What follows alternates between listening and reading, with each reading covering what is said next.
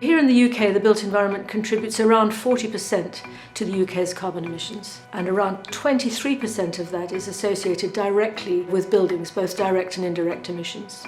So Seas Hill has this wonderful opportunity to convert a 1930s telephone exchange into a deeply retrofitted, ultra-modern new headquarters. So this project is a deep retrofit. It's a fabric-first retrofit. And we have corrected defects that are in this building that go back to when it was first built in the 1930s. And it is about setting up this building for a 100-year life in the future. We've pretty much covered off everything we can do to make it lean, efficient, usable, and fit for purpose.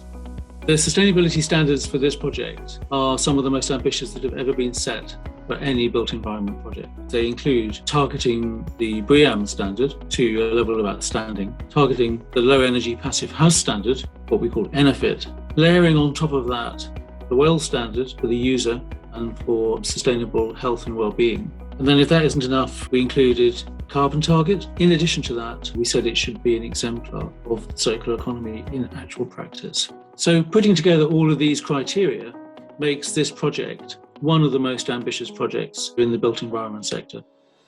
We're in the conservation area here in central Cambridge, so there were actually fairly minimal changes externally. Our biggest change was the windows. We wanted to put in new windows that were triple glazed so we could meet the ENERFIT standard, but we also wanted to change the existing sash window to just a single pane of clear glazing. The daylighting levels in here were really, really low, and to make this a nice place to work, we wanted to increase the natural daylight as much as possible, which will be fantastic for the people working here. So we're using a number of different layers of insulation internally. In doing so, it creates our air tightness layer, so we don't need to add in an additional membrane to do that.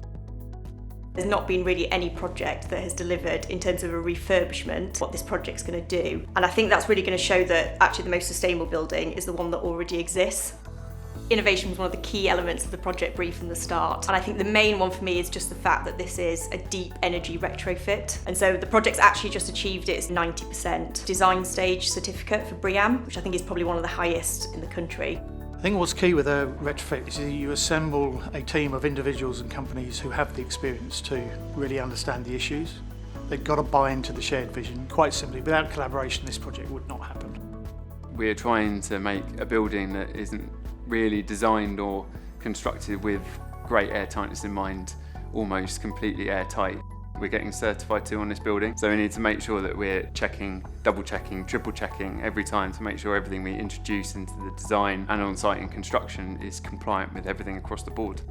There's an element of upskilling that's required with the subcontractors, but there's also a real need to get specialists. It was about getting the right person who knew their product, knew how it would work in this building, and making sure that they were set up to succeed.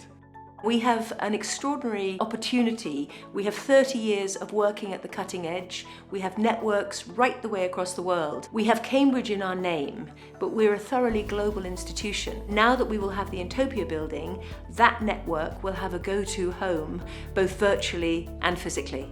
It's so cool to think that a former telephone exchange, the old technology, could now become the catalyst for some of the world's most important leadership and innovation to achieve the Sustainable Development Goals by the end of this decade of action.